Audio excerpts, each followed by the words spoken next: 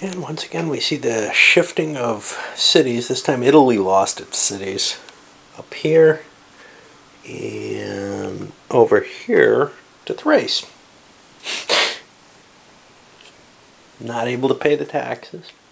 The question here was, who gets them? Thrace or Crete? They both had the same size stock. It always goes to the most stock. Well, ties are broken in AST order. That's the only way I could think of doing it. That doesn't indicate that you have some choice there.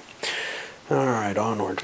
It's a turn where the major focus seems to be peace and city building. Even Crete, well, got away because they're so low in the value of withdrawing from their enemy, and they're building their second city. Ooh, two doesn't sound promising, but they've got a hand of cards, and they're just hoping that maybe they can swing that extra salt and just push them over this hump.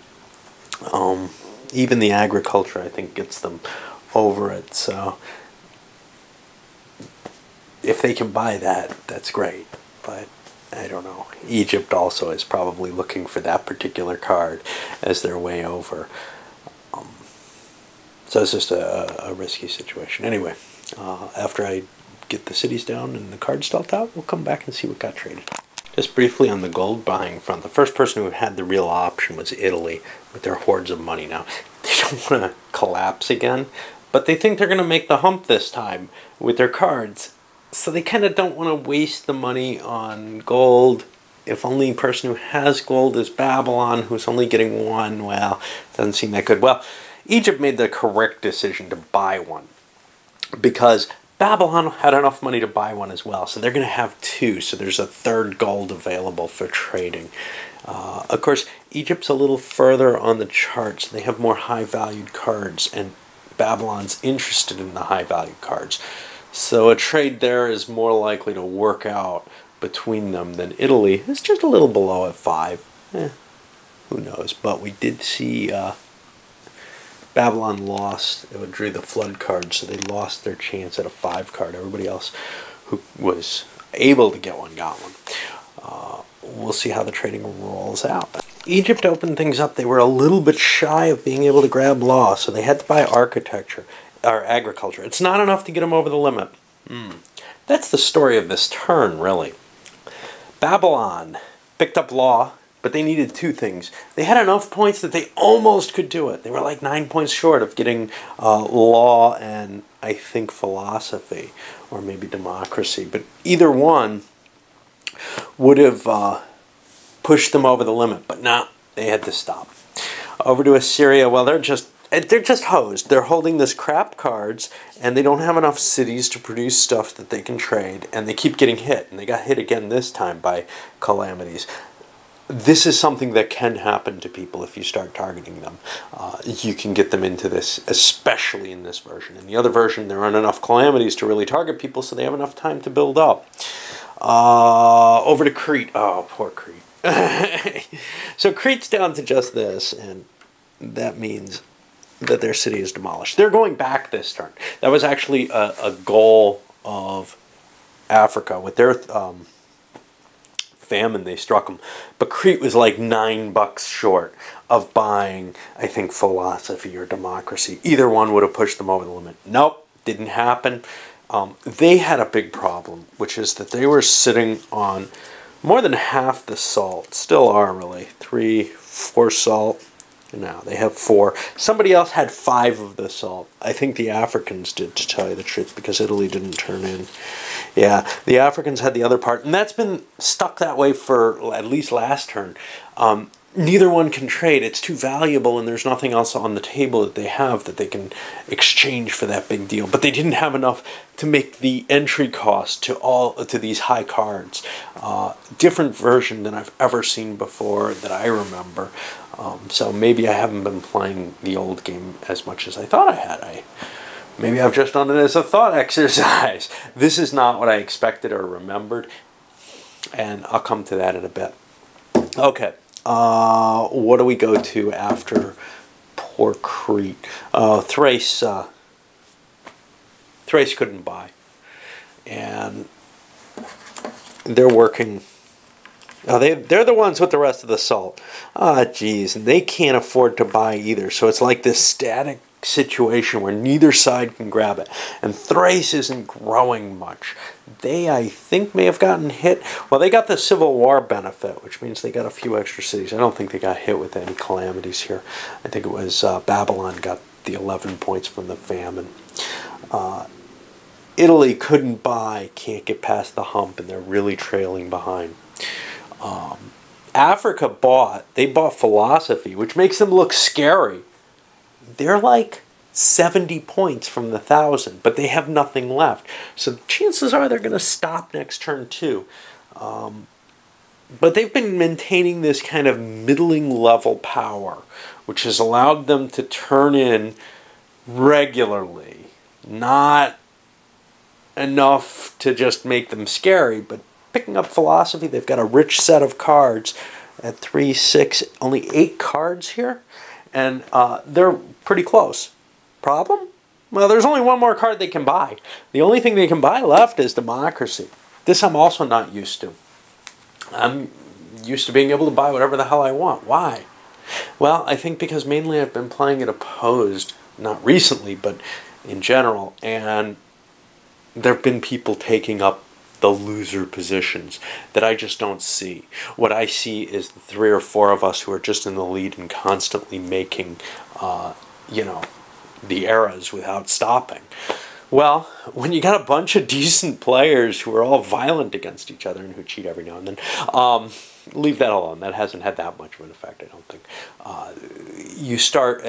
sloppiness has cost people more than anything gained it. But the sloppiness is an issue in this. But, it's very easy to target people and keep them down and hurt them in a way that I'm not used to seeing in opposed games, because maybe I just haven't been playing, with people who are able to keep up. There's usually 1 or 2 losers in the group, I guess, or something. I don't know. Anyway, nobody's going forward. Let's take a look at what does happen here, because the calamities were a big deal. Africa ended up hosing Babylon. Babylon got the flood. They kept 1 piece just to hurt Assyria a little bit more with a few more pieces. Being a little dicky, but it's always good to be dicky in this game. Oh, they could have hit up here and gotten more valuable stuff. I didn't see that too bad. Okay. Well, let's see. Africa can go forward. Italy's still stuck. Thrace is stuck. Crete falling back a space. And everyone else is stuck. And we go on to another turn. Well, it looks like last turn I screwed up and had too many Italian cities on the board. Not sure quite how that happened. But anyway, probably miscounted. It gets kind of difficult when everything gets scattered around. I tried to rectify it, but they may have gone bankrupt. They may have had revolts and lost a city to someone else, given the situation. It's hard to tell because they would have had more stock here. So I just don't know what happened. But then they would have collected less taxes. And I just tried to make a guess. And really what I think should have happened. Let's see who would have the most stock. That's gonna be Crete. And you know what? I'm going to, because there had to be another guy here. I don't know. I'll just leave it as it is. Crete's in a lot of trouble, though. They can't even build another city this turn. They've got 4 guys, and I kind of was thinking, well, try to even things out because they should have a shot here. The big question is, can Babylon or Assyria go forward this turn? Or Africa, for that matter. In all cases, it's probably iffy. Assyria has just gotten itself stuck in hell. They have a couple of cities on the board and enough manpower that they can actually build a couple more cities. So they may manage to go forward this turn. Everyone else, it looks pretty iffy too. But, You know, Italy is the worst of all cases, stuck way back here. Yeah, I mean, you may feel bad for Assyria or Crete having come close to winning and now falling back or whatever, but Italy's in kind of this hopeless position. Anyway, I don't think anybody's building any boats. I'll start with movement and then get on to the trading. Well, I lied about that. Babylon has to build a boat. Their only safe place to build a city was up here. So they're going to build the Sardinian city. Everywhere else that they could build one, they could get interfered with. So they're pretty much using their population throughout Asia Minor and the Near East to be spoilers, which is a really painful role for them to play. They're really screwing other people over that way. Not a whole lot of city building and well, decent amount of cities, but not a lot of conflict going on. You got the Babylonians, Africans, Assyria building a couple of cities down here. Ooh. Yeah, they went in there to fight. One kind of nasty location is right here, where the Italians were pretty much hemmed in and had nowhere they could move. They should have considered a boat to get out of there, but I don't think it was obvious to them that they were going to get pinned in, that anybody was really that desperate for land to be going for, I don't know, the Sinai area and the border there. Anyway, on to trading. Okay, well, we got a couple of big movements in terms of purchase items. First of all, Assyria got some decent trade goods. Not enough that they can trade with, but they now have this set of grain, which is worth almost the same. Basically, they traded for a couple of grain with that whole pile of hides. That was enough to push Thrace over finally, and they picked up their law.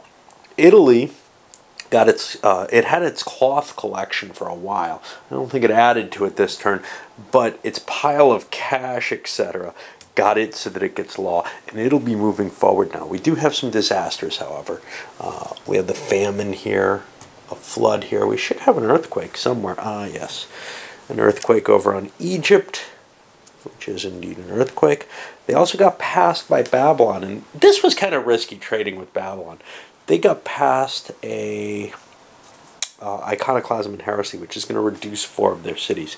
It's not so terrible because they get lots and lots of people, but they may not have many people, so some of those cities may not recover as quickly as you might hope.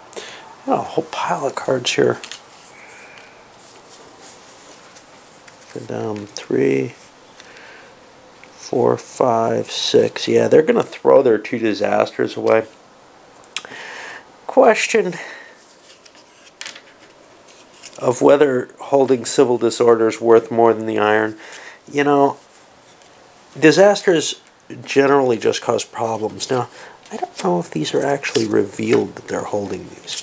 This is something important some people forget or don't realize when they're new to the game, which is, okay, you trade these disasters and they hit someone as soon as they're traded, but also some people seem to think quite often, oh, if I don't trade it, I'm going to get hurt by it. No, it's not a hot potato. It can't be passed around. It's traded once, and it doesn't matter. You can just discard it at the end of the turn. I think I went over that. Well, I'll resolve these disasters and come back, take a look at the little track as it moves. It's not going to move much. Crete's going back and Italy's coming forward. Nobody else broke through the barrier yet. Well, the famine was devastating as usual. Italy got hosed by it. They also hit Babylon and Africa because of positioning. Now, both Italy and Africa are going to have to reduce a city. Africa destroyed its city that was on the floodplain, so it wasn't affected by that. But then the iconoclasm and heresy, boy, is that painful. 4 cities reduced, doesn't matter how powerful you are, whatever. So Egypt is now down to 1 little city after, no, they may have gotten the famine instead of Babylon, I don't remember. Anyway, Egypt's down to 1 city, which is a painful position to be in, but not quite as bad as it could be, right? And then they're allowed to deal up to 2 out to other players. Now, there's no limit on those 2. If you hold law or philosophy, you take less damage. Luckily, well, unluckily for Egypt, they hadn't gotten law yet. you can only hit people with law for one of those two other cities, and they hit Babylon for one, and I think the other one was Assyria here, and who isn't doing too well, but Assyria is kind of growing in cities to kind of that middle level, and managed to keep some decent trade cards instead of the hides, so they're looking like they might make it next turn. Well, got to throw them a curveball here, and well, Babylon has law, so they couldn't get hit twice, but boy did that hose the Egyptians. Anyway, in terms of, I've got to remember to reduce these two cities. Africa's too low now. 2, 3, 4, 5, 6. They can only hold 3. And in fact, they would have gotten hit by the civil disorder if it weren't for the fact that they were going to lose a city. And now poor Italy, who's down also to only 2 cities, loses one of those two, and they're nearly wiped out as well. Because I only had 3 strength points left after the destructions. Anyway, what do we see happening? Well, Africa can't go forward. Italy can. They can kind of creep forward even though they only have 1 city there. And Crete doesn't have a city still, so they fall back, and I think everybody else is standing where they are, still not breaking that big barrier. All right, up this one goes.